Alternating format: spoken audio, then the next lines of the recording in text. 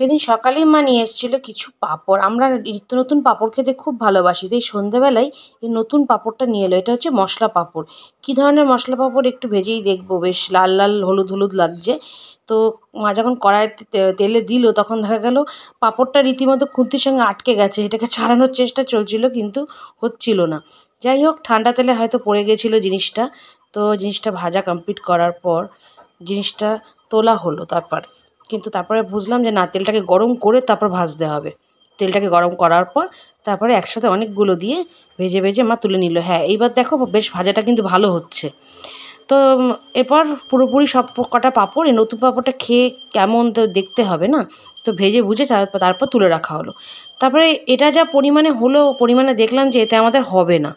তো তার জন্য ভাবলাম টমেটোর পাঁপড়টাও তো বাড়িতে রয়েছে, ওটাও নিয়ে আসি। ওটাও দেখো লাল, সব পাঁপড়ই দেখছি কাঁচা অবস্থায় লাল, কিন্তু ভাজার পর সেই লাল ভাবটা কিন্তু চলে যাচ্ছে। তো কিন্তু টমেটোর পাঁপড়টা খেতে কিন্তু দারুণ। তাই টমেটোর পাঁপড়টাই ভেজে নিলাম। অনেকগুলোই পাঁপড় কেনা হয়েছিল, কাজে কোনো অসুবিধা ছিল না। তো টমেটো পাঁপড়টা নিয়ে ভেজে একসাথে নিয়ে মা খেতে বসলো। ওটা টেস্ট করে দেখলো, নতুন পাঁপড়টা বললাম ভালো না খেতে, খুব একটা ভালো না। কিন্তু মায়ের ভালো না লাগলো, আমার ভালো লেগেছিলো। যাই হোক, মাকে বললাম টমেটোর পাঁপড় কেমন? মা বললো আগের দিনই তো দেখেছি, টমেটোর পাঁপড় দারুণ, ওটা খেতে আমার দারুণ লাগে। তো সাথে চা আর পাঁপড় জমে গেছিলো কাল সন্ধ্যেটা। তো কেমন লাগলো সন্ধ্যার ব্লগটা জানিও কিন্তু বন্ধুরা।